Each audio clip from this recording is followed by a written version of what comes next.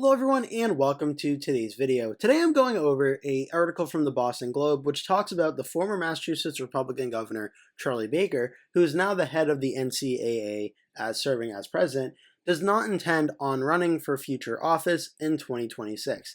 The article begins by saying, whether Charlie Baker ever runs for political office again remains an open-ended question. But a little more than 2 years into his presidency of the NCAA, the former Massachusetts governor made it clear in a telephone interview with the Globe that there will be no news on that front anytime soon. I definitely want to see it through, said Baker. I'm not going to be a candidate for anything in 2026.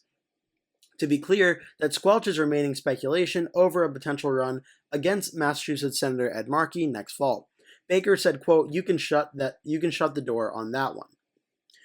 And Baker also, the article goes on to talk about whether he would weigh in on the Trump administration, everything targeting Harvard University, and the NCAA and his job and everything going on that front. And if you want to read the article, he goes over more in that in depth.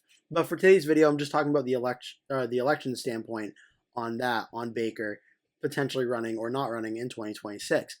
And typically you would think, okay, why is this news? Because the state of Massachusetts is obviously a very heavily Democratic state. If you want to look at the election history in the state, in 2024, Kamala Harris defeated Donald Trump here by 25 points, 25.2% to be exact. Harris won every single county, even though Bristol County almost narrowly voted for Donald Trump, 1.3% win for Harris over Trump. It is one of the smaller counties in the state, I do believe.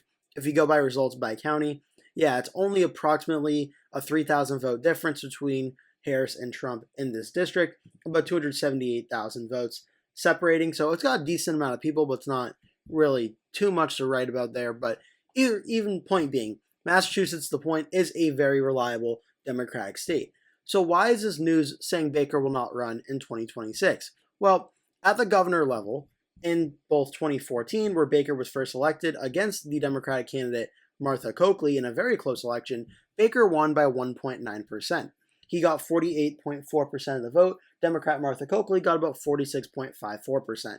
And in Massachusetts, where every single county in 2024 voted for Kamala Harris, Charlie Baker won several counties. He won Essex County up here. He won Worcester County in the middle of the state. He also won the aforementioned Bristol County, and he won the Cape Cod area as well. So Baker was able to win a lot of areas in Massachusetts. It was a plurality win, getting 48.4%. Coakley got 46.54%, and then the third-party candidate got about 4% of the vote. Baker won by approximately 40,000 votes or so in the 2014 very good Republican midterm wave year. But it gets even better for Baker when, in 2018, when he ran for re-election, Baker won by 33.5% against his Democratic opponent.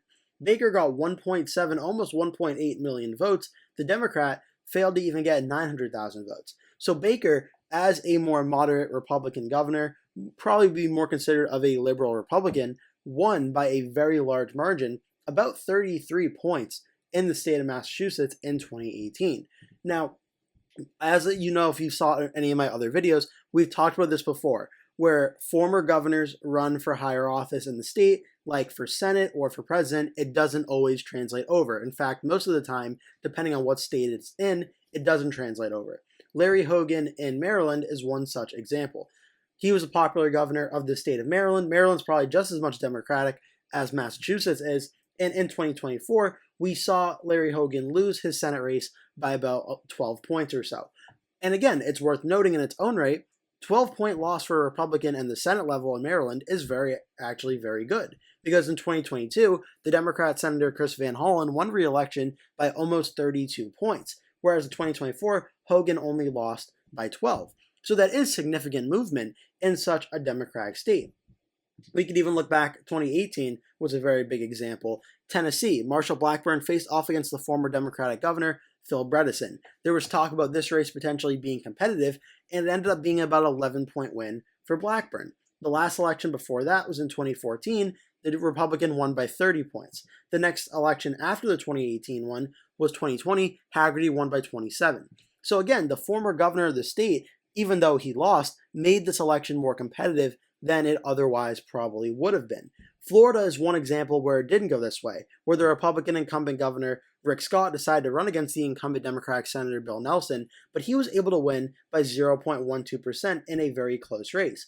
But it's worth noting, Florida at the time was one of the most closely watched swing states in all of election politics, and he still only won by about 10,000 votes. It's very hard for a governor to unseat an incumbent senator, but Rick Scott proved in 2018 that it can be done. It can't be done, but it is tough. 2020 is another example. John Hickenlooper, the outgoing governor of Colorado at the time, decided to run for U.S. Senate against Republican incumbent Senator Cory Gardner. In this situation, Colorado was viewed much more of a likely Democratic state, so this time defeating the Republican incumbent wasn't as hard due to the state's election environment being more favorable to the party of the governor that was running for Senate. So again, it's really all about fit and political party. So I'm talking about this now because as for 2026, there was talk early on about the idea of Senator incumbent Ed Markey potentially being facing an election candidate of Charlie Baker. In the two early polls that showed this, one poll from Mass Inc. showed Baker actually defeating Markey 40 to 34% with a lot of undecided vote. About 19% saying they're undecided, 7% wanting somebody else. Then another poll from February from UMass Amherst and YouGov showed Markey only defeating Baker 35% to 33%, with 33% of the vote undecided. Again, this is Massachusetts, where we just saw Kamala Harris defeat Donald Trump by 25.2%. We also saw at the Senate level, where Elizabeth Warren defeated Republican John Deaton by 19.8%, which in respective terms, 2024 Senate race 19.8 is actually one of the more closer elections we've seen in Massachusetts for the Senate side of things. If you want to go back to 2020, where Ed Markey won last time, Markey won by 33.1% against the Republican candidate. In 2018, Warren defeated the Republican Jeff Deal by 24.2%. So arguably the 2024 matchup of Warren versus Deaton being about a 20-point victory for Warren, Deaton getting 40% of the vote, was one of the more one of the best Republican performances in Massachusetts at the Senate level in 2024.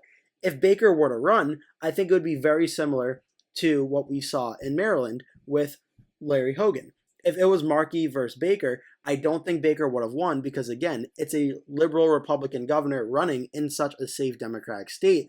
At the Senate level, it's a completely different ballgame. So what was going to end up happening probably was Markey and Baker would have relatively competitive polls going into Election Day, similar to also Brooks and Larry Hogan. But then come Election Day, we're going to see Ed Markey probably win by double digits over Baker. But it would be a lot closer than what we saw with the 20-point victory for Warren over John Deaton. Massachusetts' history at the Senate elections is very interesting. The last really competitive one was 2012 when Elizabeth Warren defeated Scott Brown by about 7.5%.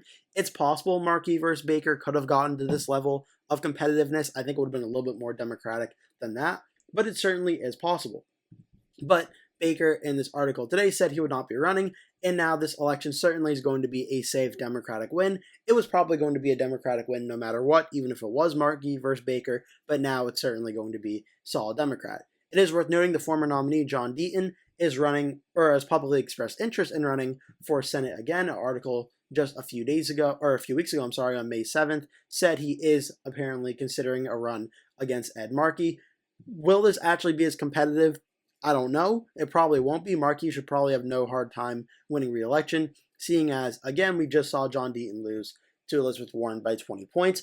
But Charlie Baker, it was an interesting conversation because, like Larry Hogan in Maryland, can we see former Democratic governors or Republican governors running in these states make things competitive? Could be interesting. One I did forget was Steve Bullock in Montana. Steve Daines won by about 10 points against Bullock, the former Democratic governor of the state. Again, I think this probably would have been another good example of what Markey versus Baker could have looked like, but where Markey would have won by about 10 to 11 points or so over Baker. But again, we see it. It's hard for these candidates to win in such heavily Democratic and Republican states, but it does show the elections could be closer. But with Baker's news that he will not be running, this race, as it's always been, is going to be a safe Democratic win for Ed Markey that Democrats don't have any concern about in 2026. If it was going to be Markey versus Baker, I probably would have started out actually as likely Democrat and Democrats probably wouldn't have had to, but may have thrown in some resources just to ensure that they would hold on to the race. But now Democrats don't have anything to worry about, and it's one extra safe Democratic Senate seat in their column for 2026. I hope you enjoyed this video. Make sure to like and subscribe if you did, and also make sure to leave a comment below. Thank you so much for watching. Hope to see you in a future video.